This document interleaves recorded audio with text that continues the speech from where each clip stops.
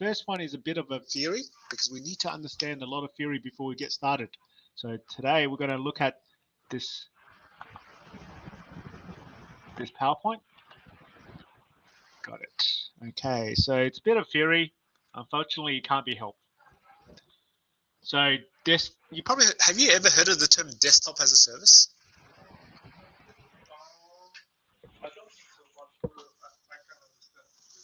Yeah, so you probably, if you haven't heard of desktop as a service, you probably heard of software as a service, infrastructure as a service, platform as a service.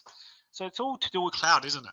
Okay, so obviously the aim of this subject is to talk about desktops as a service on the private cloud. So you remember that virtualization infrastructure? That is what's called a private cloud. Obviously, we can then extend that private cloud to the public cloud or have a hybrid cloud. So be it on campus or on-site, be it in the cloud. So what is desktop as a service in general? Okay, so in general it's basically, instead of having a full workstation computer in front of you, you are using a device. It could be a phone. It could be your normal desktop machine. It could be a laptop. It could be. Let's go bring up my browser. Sorry, it could be a thin client. Let's look at the pictures. And what a thin client is just basically a terminal with there's no local hardware resources. It's just for you to plug in your mouse, keyboard, network, sound, headphones, all those kind of things. And then basically from these thin clients, you are connecting to the data center, whether that's in the cloud, if it's a public cloud or a private cloud. And when we talk about the details, you could connect it from anywhere in the world with internet connection, and then you have a full desktop that's running, then you're interacting with it. So that's what we're trying to achieve at the end of the course. We are trying to achieve a desktop that's running in the cloud, whether that's private, public, or hybrid, and that you're connecting to it through an end device. And that end device could be phone, tablet, laptop, desktop, thin client, or many other things. But what's going to happen is it doesn't matter if you use a phone or thin client, because you might say, oh, phone is very basic resources. How can I do some of the more demanding functions? Because it doesn't matter about the physical hardware you're using to connect, because all the processing power, all the memory, all the connectivity is running on the data center, on the physical hardware in the data center. So what's our objectives for today? Today is to understand the concepts of the digital workspace and to understand available digital workspace solutions, and to understand the components of the VMware Horizon, which is what we're going to concentrate on. Okay, so we're going to, yeah. Sorry. That's okay. I have a question. So I used to client. Yeah. To myself. Yeah. And it does have some resources. Yeah. Yeah, that's right. But it's not much, right? Not much. Yeah. Yeah. It's like 16 gigs of like internal memory. Yeah. And what kind of operation system yeah. is installed? Oh, it depends. If you're gonna use it to connect to the services, you could just, it doesn't even matter. It could be some sort of Android, because you could just connect to a browser and connect to the website where you can launch the workstation in the virtual environment. It could be like your phone, like for example iOS, Android, all those kind of operating systems. You can even download an app for those things, and you can launch your virtual machines in the enterprise. Okay. When it comes to Windows, yeah. What kind of Windows yeah, like I said, you don't need a Windows operating system on those things. You'll be wasting your licensing for Windows if you're putting on the thin client. You know what I mean? Mm-hmm. So obviously, the one you bought, what was on there? Hardware. Yeah. Oh no. What kind of software was on there? It was just empty. Oh, it was just empty. Okay. I installed Linux Yeah, so basically you just need something that's free, cheap, like Android, Linux, those kind of things, or as a minimum. Okay. Sometimes it comes with built-in, which is on the firmware, a basic set of things. Like I know you can have just a browser as part of that, and obviously you can then add the apps from the App Store if it's Android or something like that. And obviously, if it's just got a basic browser, you can connect with the browser. But you don't need an operating system for the thin client because you'll be wasting it. Yeah, Yeah. I thought like Yeah. connect like to the central Windows server. Yeah. I thought I needed like some kind of Windows, a special Windows. No, no, no. If it's connecting to Windows Server, you just need a remote desktop app, for example, or terminal services app. Okay. Obviously, for Horizon, we've got the Horizon client app or the browser. Okay. So as long as you've got those things that you can install on that, wherever the thing is, Android or Linux, then that's all. Okay. So let's concentrate on this now. Let's keep on going. So why deliver desktops from a data center or cloud? So that's probably the reason, right? Everyone's got a Windows, everyone's got a computer or PC or laptop somewhere. So why we want to do this at all? First of all, it's cost saving. It's also for security, ease of management and support, backup for disaster recovery and business continuity. There's also, it's for scalability and BYOD. So let's talk about each one of these a little bit more detail. So why is it cost saving? So the first of these is the cost in managing end users. Okay, so obviously, if you work for a company and you're deploying the desktops to a physical machine, you have to have support people to go to the physical machine, install it, or even deploy it, or if there's a problem, fix it. Okay, so if we don't have physical computers that need to be fixed, deployed, and all those kind of things, then we can just deploy the desktops in the virtual environment. If it's broken, delete it, deploy a new one as an instant clone or something like that. So it's very quick to fix. So let's look at this. Delivering desktops and applications centrally from a data center or cloud provider enables your organization to reduce the management overheads and desk side visits. So you don't need those people to go to the desktop all the time. If you have a problem, for example, your virtualized workstation, I can, as administrator or as the support person, I can go on my computer, connect to your virtual desktop, and fix it. I don't need to go to your physical machine. And besides, you could be working from home. You could be overseas. Sometimes I can't even go there. I don't have to do that.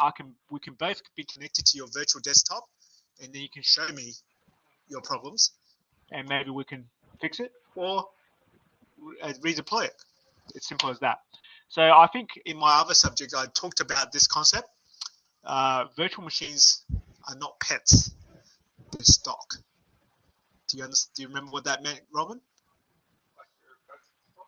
Yeah. It's not pet. It's not a pet. It's stock. Do you remember what that means?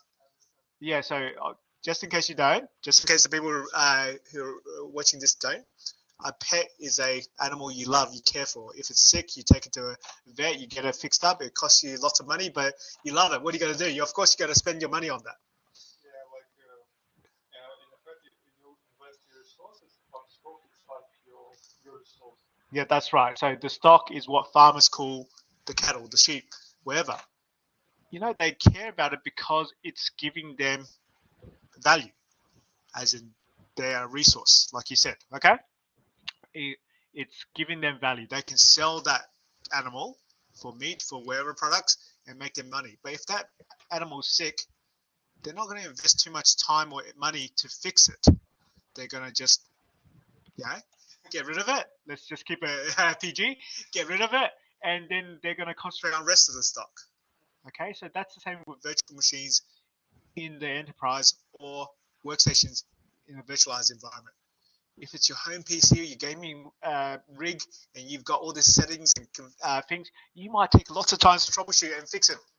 But if it's a desktop in the cloud and your client's not working for your client, just delete it. Deploy a new one, it's all working again. Because don't forget that standard operating environment idea, isn't it? If I deploy a new one, it's going to work for them straight away. It's a fresh, get rid of any malware or whatever they've actually got on there. Any problems that's caused by them messing around, then they get a new fresh virtual machine. So based on that, that means you're gonna have less workers. Okay, I mean it's not good for the workers, but it's good for the company. Less workers, less time spent on trying to fix those things. If you deploy an on-premise solution, that's what we're talking about mainly here, then there will be, so we sort of know this from our cloud subjects, there's going to be what's called capital expenditure or CapEx. What does that mean? You have to buy the hardware, the software, and the networking equipment to create that virtualization environment. Okay, so you've got to count that. So if you deploy on premises, then while in the long run you'll reduce the management and support costs, your operational which is your operational expenditure, there will be an upfront capital expenditure or CapEx, which is the physical equipment. So remember how we talked about the previous subject, we talked about virtualization infrastructure. If you're just doing it for your servers, that's fine. But if you want to deploy your workstations on them, then you must get more resources, more infrastructure. So on-prem or on-premises, there's also environmental factors so you have to consider. There's powering the new resources and cooling the resources. Whereas the cloud base, you only pay for what you use. So that's a concept we've been talking about for since Cert 4. So obviously the idea is that the cloud is better than on-prem for some situations, but on-prem is better than cloud in other situations. Depend what is your situation. You pay for more for on-prem than in cloud initially, but over the long run, for the 5 years or 10 years that we're talking about, perhaps you could save more on the operational expenditure. So the other cost saving is you only provide the resource that are required. You do not get carried away with adding unnecessary CPU, memory, and storage resources, as you'll end up paying a lot more for them for what you budgeted. So don't think of the maximum. Think of what is normal amount of resources they need. Because I think people get carried away. I'm sure everyone here has gone out to buy a PC and they think, oh, I need to play that game. That game needs a 4090 RTX 4090 graphics card. Or it also needs 32 gigs of RAM and an i9 CPU. Well, if that's what you want to do with your computer, that's fine. You can buy it for that. But when you're playing the game, you're probably only using the computer 10% of the time, maximum. But what about the rest of the time? The rest of the time, you're wasting all that capacity, aren't you?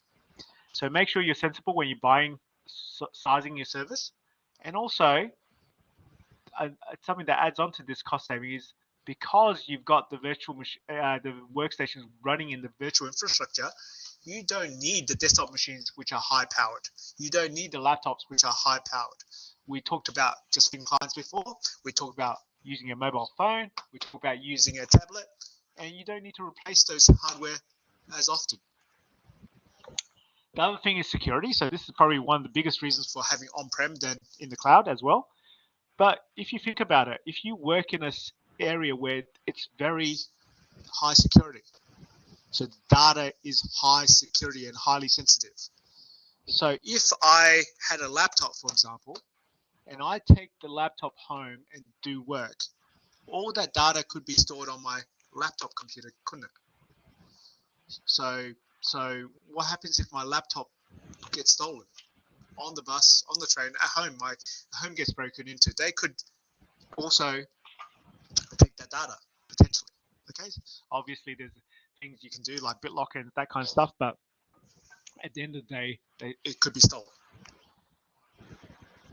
But because the desktop or the application we're talking about here is running in a secure data center, no data actually leaves the data center. It's all within the physical confines of the data center. You are just sending keystrokes from your end device, to the virtual machine that's in the data center, and the data center is sending you the images that you see. But the data itself is still all internal, isn't it? So there's no chance that data could be intercepted through sending it through the network, internet, or being on your physical device. So no data will leave the data center unless the IT department, or you, because we're talking about you as administrator, has specifically configured a policy to allow the end users to copy data off their local devices, which I wouldn't do if it was a highly secured area. Okay, so what kind of areas are highly secured? Think of your anywhere where the data is very privileged. Think of the health system. Think of defense. Think of the banking system. Okay, so those are areas I know for sure that the defense, who are contractors, they have devices, but their devices have nothing on them. They use a smart card that's plugged in through a USB stick to their device, and that device is then connecting to a virtualized desktop that's running purely on the data center that's in the defense company's company. Okay, so they, even if they God forbid they're spies, they're trying to take that information, well, they can't copy it anywhere. They can only keep it on the virtualized workstation. All right, so all users cannot copy data from their local device onto the data center. So also the reverse is true as well. You can configure policies so that you can't take your end device, a file on the end device, and put it in the data center. Because you know why? Well, there could be malware, couldn't it? It could be spyware. So as a result, you cannot introduce malware. When the end user connects to their remote session, the only data transmitted to their endpoint device are the screenshots of the application, so what you see, the interactions, and to the desktop they are connected to. The keyboard key presses and the mouse movements are sent to back to the virtualized desktop in a secure session. You cannot deploy additional security. You can deploy additional security, such as the two-factor authentication. Like I was saying, with that security contractor that I was talking about, they had a smart card which had a little chip on it, and that's like a mobile phone SIM card, and that's actually plugged into a USB device, which is plugged into their tablet, which then authenticates them as a separate thing, something they have to authenticate them against the virtual desktop as well. So obviously, if you're working in a highly secure area, it's not multi-factor authentication is given. Okay. Because there's no data on the endpoint, so basically your device, your physical device that you're using, there's no data on it from the session, then the device, if the device is lost or stolen, there's no risk of the data falling into wrong hands. Okay. So that's one of the biggest reasons why this is done, especially if you work in health, finance, or security. Ease of management. So we spoke about this a little bit before. So when you centralize your desktop and applications, it means centralized management. Performing management tasks are much simpler and quicker. So like I said, if you need to do something, you don't have to go to the desk of the physical person. You don't have to necessarily try to imagine them what they're doing through the phone. You can just connect to the virtual desktop as well. What about updating the operating system, golden images? Okay, so I think you've already heard me say golden master a few times in your previous studies. This golden image is like a template. Okay, so if I deploy all these workstations from a golden master template, then I can easily just update the golden master template with the latest patches and update securities updates, and basically when they log off their workstation, it could be disappeared, and next time they log in, a new instant clone will be created with all the updates, and we can roll this out across the environment. Being centralized means that your end user will receive these updates next time they connect. In some cloud-based solutions, this can be managed by your cloud provider. So again, that could be the AWS, Azure, whatever. When it comes to support and troubleshooting issues, then this is much simpler to undertake. You can shadow the user's desktop or application sessions to understand the issue. So basically, look at what they're doing. Okay. because it's a common image, isn't it? The common standard operating environment. You can see what they're doing. You can also do what they're doing to see if you get the same error. This also has the potential of being proactively updating the rest of the end user environment. So What does that mean? Proactive means you go out and do something before it becomes a problem for everyone. So let's say Roman's in my class right now. So let's say Roman's having Having an issue, and he's the first one to tell me about the issue. I can look at his issue and I'll go, oh, it is a problem. it's not just a problem for you. It could be a problem for everyone. So how about, now we know it's a problem, how about I fix the problem? But maybe that problem is a configuration issue, maybe it's an update issue, maybe it's a patch issue. But now I can go back to the Golden Master Template and fix it. and then when the next person, when the people reconnect and they get a new desktop, All those issues have been fixed before they even have a problem. whereas if you think about the physical environment, All these computers in the classroom, if they have an issue, I can redeploy them, but that's a lot more time-taking, a lot more effort than just fixing the Golden Master image, isn't it? okay. There's also, this also has the potential, yeah, that's, we talked about that. As a desktop will typically be non-persistent. Non-persistent means it doesn't keep running. The next time you connect, it will be a new desktop. That's what it means, okay? It's not the same desktop you always connect to. Because most people don't need it. Most people don't care if they're using The same desktop or a new desktop, as long as their files, their programs, and their profile will look and feel and how they do things are exactly the same. So why do you need to keep anything? For any length of time. Once they log off, delete. Once they connect Again, new one. But then you combine the profile, combine the data, combine all the different configurations. configurations back to them, and they have the same look and feel. So when the end user logs out, then the virtual desktop they are using is automatically deleted. In some cloud-based solutions, I think I'm repeating myself here, isn't it? So I think this is a repeat. So this is what happens when the first run, I might have repeated that accidentally. So let's talk about disaster recovery and business continuity. The virtual desktops and applications are running on the server infrastructure. So because they're running on the Server infrastructure in the data center, servers are built for redundancy.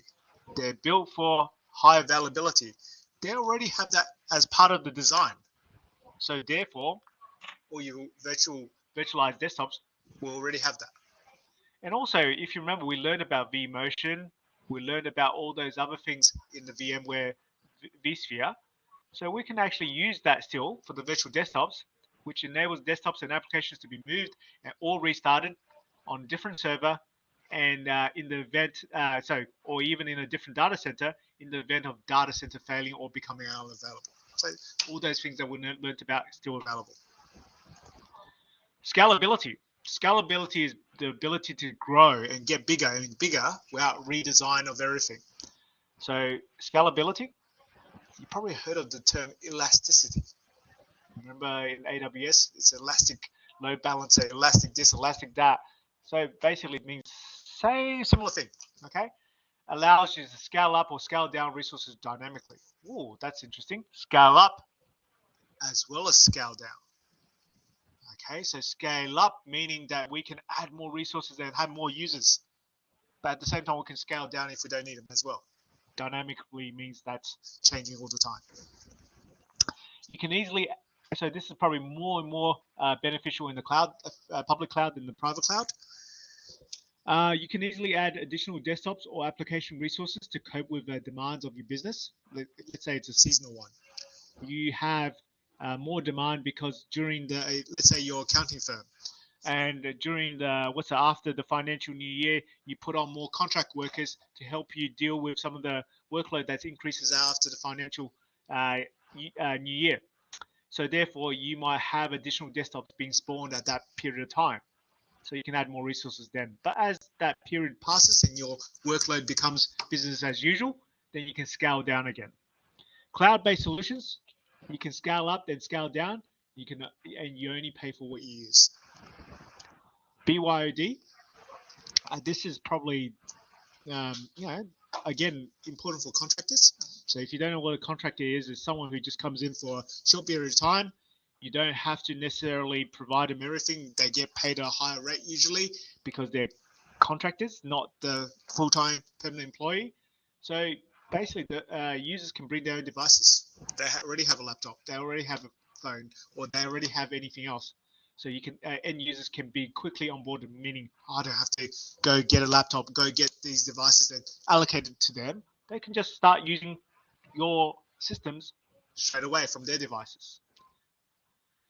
You simply need to allocate them a desktop and application access, and also access the resources, then point them to the appropriate login page. Once they get that, they log in, they get a virtual desktop, which doesn't cost you any more money really, because you've already got that physical resource, you've already got that available for them.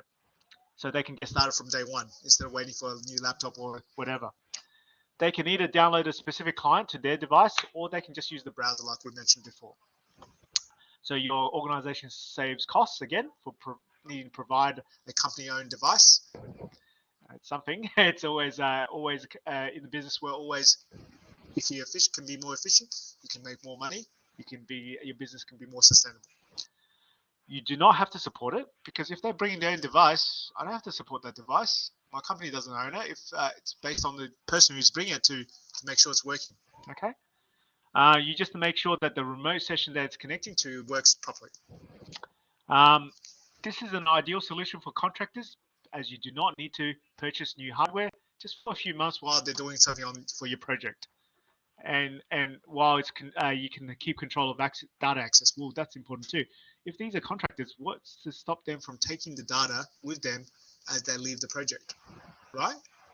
So therefore, because they're running on the virtual desktop, and we talked about how data cannot be sent to we can configure it so it cannot be sent to the end device, then they can't take any of that data or IP or intellectual property away from them with them. So VDI, or virtual desktop infrastructure, this is basically a term that's widely used, is the infrastructure that provides this desktop virtualization. So what is it? VDI is a solution consisting of virtual desktop machines that are running desktop operating systems such as Windows or Linux, and they're running on a hypervisor. Okay, that hypervisor could be vSphere ESXi, could be Hyper-V, could be Proxmox, could be numerous different virtualization products. This is in a central data center on-premise or a cloud-based data center. Okay, and users then connect to the virtual desktop machine over a network, over the network, or over the internet, should I say? So obviously, what does that mean? That means they can be working on-premise, or they could be just anywhere in the world, working from home, working while they're traveling, as long as they can have an internet connection. The desktop that the virtual machine is displayed on their local endpoint device, it's using a display protocol, enabling them to interact with the virtual desktop machine using their keyboard and mouse. Okay, so they're sending this using a protocol, which is a common way of doing things, and they're just sending images of what they're supposed to be seeing and the keystrokes and mouse movements to the virtual desktop. The experience is as if, like we're all used to using a virtual machine, like just on our desktop, right? Basically the experience is the same from a user's point of view. It's a machine inside of a window on their physical machine, okay? Or they make it full screen and it's almost exactly the same.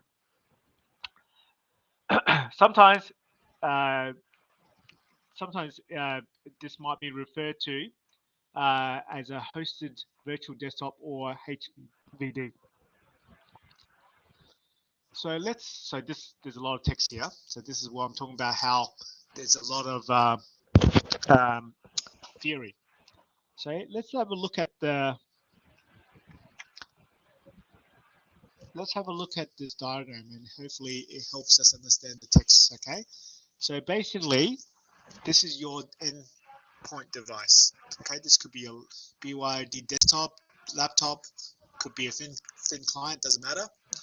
But basically, you have internet access or LAN access or WAN access, doesn't matter. But there's a connection broker. So this is a server, and when we do it, it will be our VMware Horizon connection server. and that server will then redirect you to the virtualized infrastructure where your virtual desktops are running on the hypervisor. And then you would be, your keyboard inputs and mouse movements will be sent to the virtual desktop, and the images and stuff will be sent back to you. But the data is all here, and it's all on the internal data center. On this one, if you so another, we don't have to do a full desktop virtualization as well. Okay, that's one thing. Another, we could also publish applications, but here, what this is showing us is if this is one of the virtual desktops, you know how we talked about how they're deleted when you logged off, and they're recreated when you log on or you connect. So basically, with what's called composite model, desktop model, what happens is all the applications you're meant to have are stored somewhere. Your operating system is obviously stored as an image, called a master image, and your user profile data is stored again somewhere else. So when you deploy a new virtual machine, you get the operating system from the golden master template, you get the applications deployed to you because it will just be there. It's just there, and when you double click on it, it launches from there. Okay, and your profile is downloaded to this workstation. So everything you saw before last time is still there. Your background, your images, all the things you configured, it's all there. That's part of your profile. And obviously you have map drives and other data that's stored under your profile is there as well. And basically it's not copied to your workstation, it's more like linked to your workstation. So you're not necessarily copying mountains of data, you're just using that data, if you know what I mean. Okay. So all of that is what's called a composite model. So therefore this actual virtual machine can be killed, recreated, killed, recreated every time. And then you get all the same things given back to you. Okay. So having said that, let's actually talk about some of these things. Okay. I know this is a little bit small. I probably should have split it as multiple slides, but there's always room for improvement, right? So to initiate the connection to the virtual desktop machine from their endpoint device, the user launches the client software or use the browser. So, okay, so hopefully we'll drill that into you. You do not need anything more than a browser at a minimum. The client software, if you do use the client software contains the details of the endpoint. Details will point the end user to the connection broker. So this server here. The connection broker authenticates the user against Active Directory. So we still integrate with Active Directory. And then it manages the available resources that the user is entitled to have. These resources can include the applications, the operating system workstations, and the data profiles or any other data. Okay. The connection broker is the core of the component of the VDI solution. It orchestrates, so basically it's almost like the management thing. It says we need a bit of this, we need this, we need this, and we'll put it together and give it to the user. So that's what orchestrate means. It's like that conductor. Yeah, the front is saying you play now, we combine together like this, and then we get a big symphony, right? But it's like that, but the symphony is the workstation they're using. So the connection broker is the core. And once the end user has been authenticated, the connection server allocates the virtual desktop machine to that end user based on what they have been given, entitled to, okay, to use. Obviously, there's all permissions related to that. Okay, so what they get, this could be a ready built virtual desktop machine, or a virtual desktop machine that's built on demand and configured dynamically with that to that specific user. So you can connect to our existing desktop, which is not normal. That's probably less and less the situation, but it's more so it's built on demand with an instant clone. Okay. This could be the real big benefit of VDI enables is the fact that you do not need to build a machine up front, so you don't have to have it running already. So because obviously if it's running already, it's sitting there running ready, waiting for users, it's wasting resources, isn't it? So it doesn't have to be there. So when you log in, It builds it. Isn't that better? So there's no wastage until you need it. so basically, if it's installed up front, it's dedicated to end users of the organization. That's not good. That's wasting resources. Virtual desktop can be created, built, and configured on demand, all from the same starting point. So all standard. That starting point is a fresh, clean copy of the golden image or golden master template that we call it here every time the user logs in. And this is called a non-persistent virtual desktop model. Okay, non-persistent. They don't persist. They don't stay there. There may be a situation where you need to have a persistent desktop model. Maybe it's a special use case, special situation, but that's very rare. Probably 99% of the time you don't need that. But you can still do it. But that would be rare, and that would be a bit of waste of resources if you're doing that. But the key thing is you can. So if you do need a persistent workstation, these ecosystem solutions are designed to manage application and end users data and settings to ensure, although the end user receives a new virtual desktop machine when they log in, all the applications, file settings, and personalization are delivered at the same time. And this is what's called the composite model. Composite meaning many parts. So like we said, the applications, the operating system, the user profiles, all combine to give them the finished workstation. So non-persistent desktop machines, virtual desktop machines. Definition: non-persistent means it's disposable. We use it. It's like a coffee cup. Okay, it's not for keeping forever. It's you drink it. After you drink it, you throw it away. Same for the virtual machine. Okay. The beauty about the virtual machine, it only exists in the cyberspace, isn't it? It doesn't exist in the physical world, so that's good.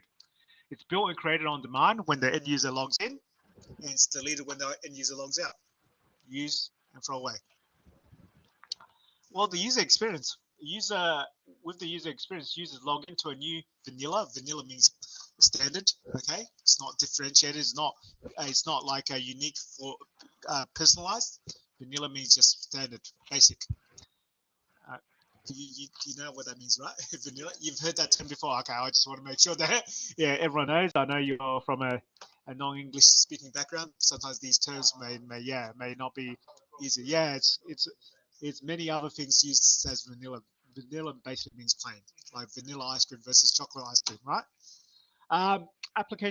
The applications, the user data, and any personal settings are then applied to desktop through the composite model that we talked about.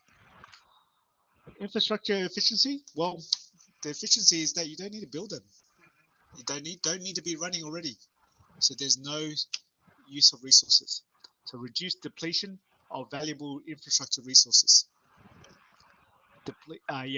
It builds only when it's needed, on demand, sharing resource intelligently. So remember, the physical resource is shared between all of the virtualization environment. And obviously, if we don't use it, need it, and don't use it, then it's intelligent. It's also good for concurrency and licensing, because when you buy the license, you have to say what is the total amount, isn't it? It's always based on how many concurrent connections, how many user licenses, how many workstation licenses, all those kind of things.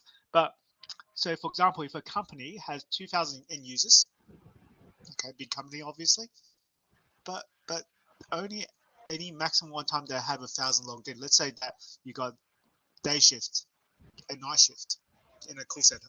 Let's say you're ISP, okay? You're working for ISP, Roman, and we have a day shift from 6 a.m. to 4 p.m.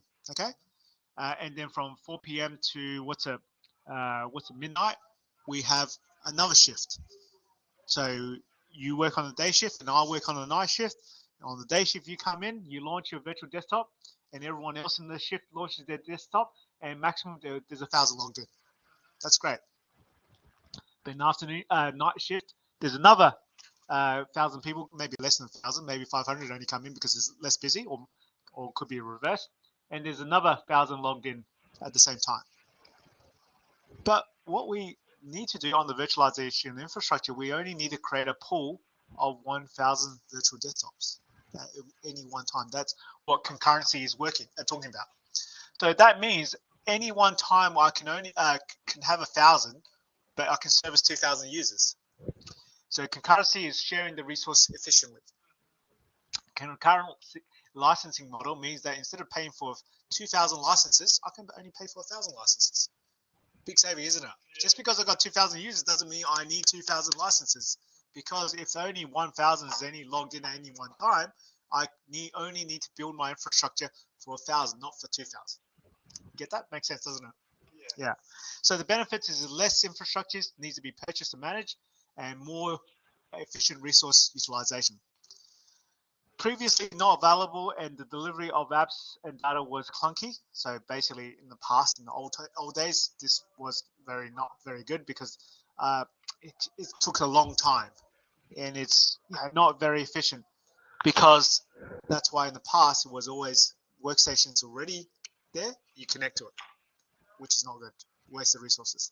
But because of advances in application layering solutions such as VMware app volumes, LiquidWare, and FlexApp, it's made all this process a lot more efficient and better. Or persistent virtual desktop machines. Okay, so we said persistent virtual machines are not very oftenly required, but there might be a situation where you do. Okay, so in the situation where you do, a persistent virtual desktop machine are opposite of non-persistent. They stay there. They're always there. That's why it's called persistent, okay? The end user uses the same machine every time they log in. So no one else gets to use it, they use it. Every time they log in, it's like having a physical machine allocated to them, but it's a virtual machine in the virtual space. So applications, end user profile, and data are stored on the virtual desktop. You don't need to use the composite model because it's the same one all the time, right? Similar to having a physical desktop on your desk. The PC is virtualized and moved to the data center. There's very few use cases due to the composite model that we talked about just then. Most people, they can just do with that. There'd be very few situations where you need that. Maybe a situation where you need to have a very specific hardware requirement may mean that you need this persistent model. Let's say that all the other virtual desktops machines are whatever, generic, vanilla, but you need someone with a special function that needs a very specific set of virtual hardware, or even the physical hardware it's running on, then maybe they need this. So therefore, if you need this, you need to have a separate desktop pool designed for that specialized configuration. But like I said, most people need that non-persistent. So let's look at this. Okay, so in the past, and also right now, this is possible. This is what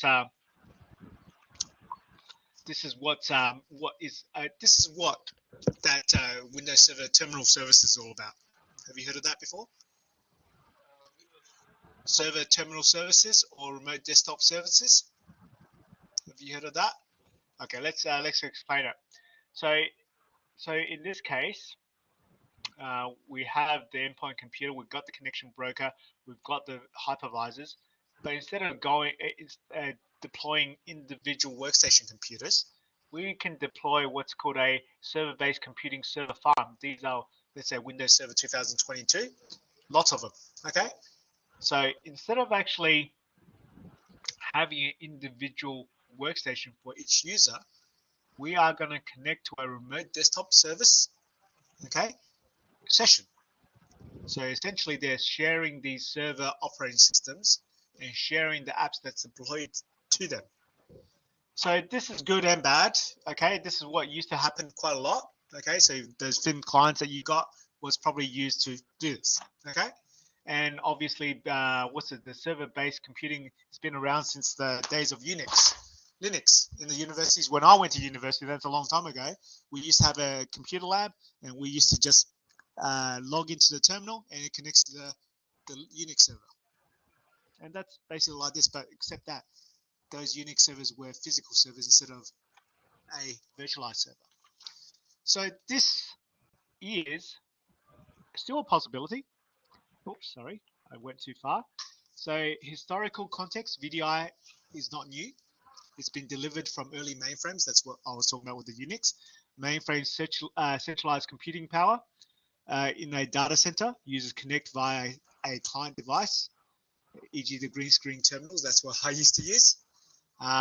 Modern server-based computing, similar concept, but we used x86-based servers, these ones, and these servers form a server farm, so multiple servers doing the same things. And the end users connect through various endpoints. Again, could be your phone, could be a client, could be a desktop machine, and they connect to a session of remote desktop. So this is not VDI. Okay, VDI is virtual desktop infrastructure. These are not desktops. This is what's called SBC, server-based computing. It gives the illusion that it's like a session, but it's really a session on the server. If one of the users had the power, they could destroy the server, and it would destroy it for every one of the other users. Okay? That's extreme, of course, but that's potential. So VDI users have their own dedicated operating system version, whereas the SBC or server-based compute users do not have their own full copy. They are connecting to a session. Okay, just like remote desktop session. You've used remote desktop before, right? So multi-user environment, SBC delivers multiple sessions of the server's OS. Each session is unique to that user, and the server allocates resources to the users dynamically as they running programs. Application delivery, SBC can also deliver specific applications, and this is known as application publishing. User access the application without needing access to the full desktop, full operating system. But conclusion, SBC centralizes computing power and delivers open OS sessions or applications. It's an efficient use of the infrastructure, and it's flexible for various end user needs. But it's also limiting. If it's a server operating system that they're using and they don't have their own, they could interact with others. Because if I access the C drive and store some files there, well, someone else in the session could be also storing files there or deleting files there, for example. Obviously, if you had that, you would have rules so that they're not doing that, okay? So again, application publishing and the server-based computing for applications, end users can access applications without seeing the operating system. So this is where instead of having a session, we are just launching applications on those servers, and then we're just interacting with those applications. A bit like software as a service, if you want to think about it like that, isn't it? Applications are installed directly on the server's OS. Multi-user modes allows multiple users to access the applications at the same time. Each user has a unique application instance, so they're separated as far as the application instances, but it's a shared underlying operating system. Applications that deliver to the endpoint devices using a display protocol, similar to what we talked about before. The display protocol manages the application display and the user interactions. End user only sees an application icon on their desktop and they launch it, but it's running on the server. It's a bit like that Unity that we saw in VMware Workstation. Okay, when you actually start a program, you can make it look like it's on running on your physical machine, but it's really running inside the virtual machine. But in this case, it's running on the servers in the virtualization environment. Okay. Yeah, so application run as if they were on the local device. What the user sees is as if it's there. But when we're talking about consuming resources, not consuming the resources on the workstation, it's consuming resources here. So again, these workstation machines could be really, really basic. It could be your phone, you know what I mean? So it's efficient use of the server resources. It simplifies application management and deployment because you just deploy it here and they use it. Enhanced security because, again, we can control the application access. Cloud-based desktops. Okay, so basically, like I said, at the end of the day, everything's moving towards the cloud. And we're talking about the private cloud in our instance, but obviously that's the first step. If you want to be even more, you can go to the public cloud. So with the public cloud, you have your end devices. You could be anywhere in the world. We could be collaborating. Where do you come from? Russia. You could be working in Russia. I could be working in China, and someone else could be. Huh? Yeah, of course. Let's say in the new world where everyone's peaceful and happy, then we could be anywhere in the world, and we can all be working together, and we could be using the management admin portal to access the virtual desktops in the cloud. All right, so let's, oops, sorry. All right, organizations consume virtual desktop and applications via third-party infrastructure. That's the public cloud. That's third party. This is known as desktop as a service, or DaaS. Advantages: no need for on-premise infrastructure, just like all the cloud benefits. Hardware is not owned by you, so you don't care about the hardware layer. You don't care if it breaks. If you don't care if they need upgrades, the cloud provider takes care of it. We've talked about this many times in the cloud subjects, okay? So nothing new. So the maintenance and support is included as part of your payment. The payment model is a subscription-based, pay-as-you-go model. You pay only for the resource you consume. For example, you could pay $50 per user per month for basic desktop, or $75 a month per user for high-spec desktop. Probably thinking, oh, $75 if I actually did it for 100 months, that's 7,500, isn't it? So 70 months, what's that? That's over 5 years. But by that stage, you probably have to upgrade that physical hardware anyway to maintain that high spec. Whereas in the cloud, they're upgrading the hardware all the time. So in some ways, yeah, go for it. Alex, like theoretically, can we use this tool for this subject? Like, Oh, like the cloud-based? No. yeah, I expect this. No, I don't know. I don't know, because when they say high spec, it's high spec for the cloud. Okay, if you want what's a 20 cores and 64 gigs of RAM, we've investigated doing this, but it could be very expensive for you. You know, cheaper to buy your own PC. absolutely. That's why the cloud is good. It's beneficial, and theoretically, yes, because if you can get infrastructure as a service, okay. No, in this case, it's DaaS. You just want to get one of these $75 per month and run everything on there, right? But when you compare the high spec versus high spec, you're not getting the same. And also, you might have other complications as well, because a lot of the when we were investigating Azure ages ago, they don't allow for nested virtualization. So you may not be even allowed to install VMware Workstation on these high-spec desktops, let alone vSphere underneath that, and so forth, okay? So I can't say yes or no. Yeah. Yeah. Absolutely.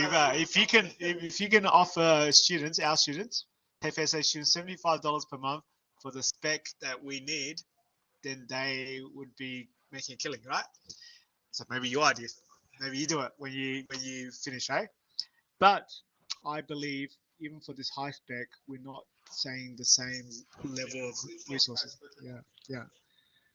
So it's high spec for average office work. It's not high spec for virtualization. Okay.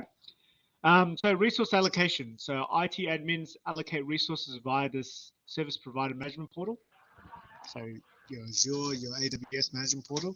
You allocate resources. It's a simple process of log in and create the resources. Platform shows current resource usage and billing. So I think everyone who's doing this course would have done some sort of cloud already. So you can get additional services. Service providers can offer a session-based desktop and publish applications. You can get a full desktop infrastructure is also available. And you can have a cloud-based desktop for offer flexibility, scalability, and simplifies the management, and it's a cost-effective solution with predictable billing. Let's now concentrate on what we're going to do. Okay, so up until now we talked about in general. Everything's in general. Okay, but what we're going to do is we're going to look at the Horizon Digital Workspace. And for the Horizon Digital Workspace, we have the Horizon Connection Server, Replica Server, Enrollment Server, Unified Gateway, the agent, and the client. The agent is the software that's installed inside the virtual machine. The client is the software that you use to access the virtual machine. So what do we have? Let's zoom in a little bit. What we have is our virtualization infrastructure. That's the vSphere, vCenter, ESXi host, vCenter management server, and your storage. All of those things we learned in the previous subject. On top of that, on top of vSphere, we put VMware Horizon. We have a connection server, which is the connection broker, which is where you as the end user or the end user connects to, and it orchestrates the resources, the virtual desktop, the published apps, the published desktops. And obviously then we have other things that could be FinApp isolation, dynamic environment management, app manager, advanced manager, which actually then gives the experience. So all the two components. That's the thing. Okay? Lots of components. Sorry. Lots of the components all work together. So rather than more complex, you that beyond internal users somewhere as well. It's kind of device. Have a VMware, you have the virtual access with the external and then we have the connection server with the which rolls the certificate. So remember, we use certificates for secure communication, and we use Active Directory for our supporting service, or for authentication, for DNS, for all those kind of things we need as support. Then in the hosting infrastructure, we have our ESXi hosts, which are the workers. That's where the CPU, the network, the memory, it's all stored here. We have the vCenter, which is the management server. There should be a storage server somewhere here, but behind the scenes we have the it used to be called the Horizon View, but it's really now it's just called Horizon Composer. There's a SQL server. This SQL server, next lesson we'll learn that we need to log events from the connection server somewhere. It's just like events, like what happens to logs. So it gets logged to there. Okay. So the Horizon connection server is a connection broker. So we talked about that. Previously known as a Horizon View Manager, but it's called connection server now. Connects end users to the virtual desktop machines and publish desktop or publish applications. The end user connects to the Horizon connection server first, then they redirects it to wherever. The user provides the credentials for authentication against Active Directory. The authentication, after authentication, the authenticated user will see a list of what they're allowed to access, including desktop. So if it's a desktop virtual machine, they double click on that, and then they connect to it. The Horizon server simplifies access to virtual desktops and applications and ensures a secure and efficient resource delivery. Okay, a lot of words, isn't it? So, but unfortunately, it's something we just have to know. So I'm not going to go through the steps one by one, but let's just have a look at the diagram and see what happens, okay? So from your end device, so if you're a worker, you come in, you take your laptop on, you go to the Horizon client, you double click on it, it connects to the connection server. The connection server uses the authentication methodology with Active Directory to authenticate you. And obviously, if you're on the authentication against Active Directory, and then so it gives you a login dialog box. You put your username, password in. It authenticates you against the Active Directory, and then it gives you, once you authenticate, in the client. You can see here we've got programs which are published, so you can just run them, but they're not running on your computer. They're running in the virtualization environment, or you have desktop virtual machines that you can access. So once you are happy with the desktop application, so I'm going to double click on this one, let's say. So we launch that one, then the connection server will redirect you to the vCenter VMware Composer. that will then connect you to the instant clone, which is the virtual machine that's created from scratch, the non-persistent VM. Then using the display protocols, it will display what you're meant to see on here, on your end device. And when you enter keyboard and mouse functions, it will send them back to the instant clone. So that's the gist of it. And like I said, I've sort of described that in my own words, but it's written down here. Written down here, oops, in the steps, a little bit more detail. But basically that's what happens. There's a Horizon replica server. So this actually is not actually absolutely required. What does that mean? So Horizon replica server is a copy of the original connection server. So because the connection server is so important, no connection server, how can you connect, right? Because it's so important, you need to have a backup. So that's what this replica server really is, a backup. Obviously, it's also for load balancing as well. So it's another copy of the connection server, performs additional roles beyond normal connection server to ensure business continuity. It takes over if the primary server fails and allows end users to continue to connect to resources. It supports a large number of connections because it can load balance. So it recommends that you have 2,000 active sessions per server, maximum limit of 4,000 sessions per server. So that's recommended, that's maximum. And you can have up to 7 connection/replica servers can form a pod, and a pod can support 10,000 sessions. That's crazy, isn't it? I can see you shaking your head and going, wow. Well, obviously this is the maximums. Doesn't mean that's what's realistic. What's realistic is what you want to support for your company. Okay. A replica server must be installed as a unique instance. So it can't be on the same, obviously, server. Because if it's on the same server, if the same server fails, they're both dead, aren't they? And the only difference between a connection server and the replica server for installation purposes is that you select the replica server during installation. Keep note of that, Roman. Keep note of that because part of your assignment, practical work, is that you create a replica as well. So the replica server uses the ADAM database for replication. So you probably heard of that before, the Active Directory Administration database. It stores configuration information from the connection server and replicates data using the LDAP protocol. Okay, LDAP is associated with Active Directory. Yep. For data consistency, all replica servers hold the same information as the original. It's a backup, after all, isn't it? Ensures users access to resource if one server fails. So basically, the main function is a backup because it's so important. If just imagine you only had one connection server and fails, all those 1,000 clients can't connect.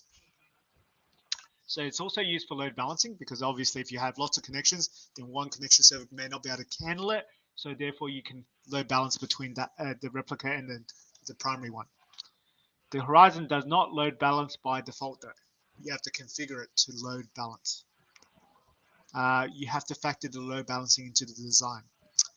The user logon process, the replica server operates similarly to the primary connection server and manages user connections and the resources. Basically, it does the same thing.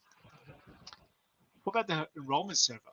The enrollment server it allows you to integration with Workspace ONE, allows end users to log in via Workspace ONE. It eliminates the need for additional logins via the Horizon Virtual Desktop application. And basically, we can turn on the true SSO, single sign-on. So we enable single sign-on for Horizon. The user authenticates with a standard domain credentials without needing to always re-enter. That's the point of single sign-on. Supports smart card or token for login as well. That's the multi-factor authentication, okay? Without typing. Before this true SSO scenario, previously user had to had to re-enter credentials when launching a Horizon desktop or application. Every time they launch, they have to enter again. Okay. Functionality, it sits between the connection server and the Microsoft certificate authority. So remember back in when we did the WSS subject, we created a certificate authority. which basically is self-signed certificate that we can then use in the web server, if you remember, but we can use that in the enrollment server as well. Requisites, it requires temporary certificate from the certificate store. The benefits is that it streamlines the user authentication process and enhances security with the true single sign-on. All right, again, these are the steps. Again, I'm not going to go through each one of those steps in huge detail because from our point of view, we are not the electronic engineers or programmers that actually create this. We just need to know how it all works together. So again, we have this workspace 1 with our client end device. We use this to enter workspace 1 where we can launch these virtual desktops or applications, and basically that communicates back here. We then connect to connection server, which then communicates with the workspace 1, which allows us to sorry, where's number 6? Then access the virtual desktop running on the virtual infrastructure, and then get all of these authentication from Active Directory, Certificate Authority, and the enrollment service to get our certificates, so it's all secure. So it's all basically, in a nutshell, it's all giving us a secure access to our virtual desktop by using certificates, by using authentication, and by using certificates from our certificate authority, and using that to secure our connections. Okay. So, but basically, this gives us all the detailed steps. But again, do we need to know what to pass? No. So that's why we will not focus too much on the exact details. The Universal Gateway, this is Unified Access Gateway, sorry. This is only for external access. Okay, you don't need this if it's all your clients are actually on premise. If they're on the same site as the physical servers or the connection servers and the virtualization infrastructure, you don't need this. It's only for when you have clients which are working from home, traveling overseas, wherever, from the internet. So you can see it's deployed in a DMZ, demilitarized zone or perimeter network. Basically, it just separates the internal infrastructure from the internet, because like we all know from security point of view, if we have all of these things available on the internet, then it's susceptible to attackers. So if we keep this in the DMZ, we can allow the clients to connect. Then we actually, so this is a client device. We can have the clients connect with their client, the Horizon client, log in, and all those kind of things like we talked about before.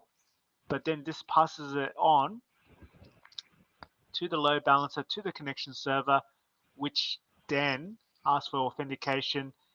And then when it passes on, we authenticate against Active Directory. Then from there, it's the same as before, where we launch a vCenter to an instant clone, and then display protocols communicate with the end device. So this is just an extra step for protection, for security, and to allow for internet people on the internet or away from the campus or site to be able to access it.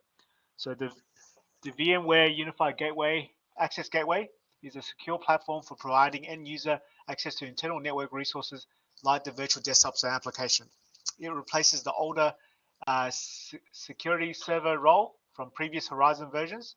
So unlike this security server which ran on the Windows, Universal Access Gateway, Unified Access Gateway is a pre-configured Linux virtual appliance.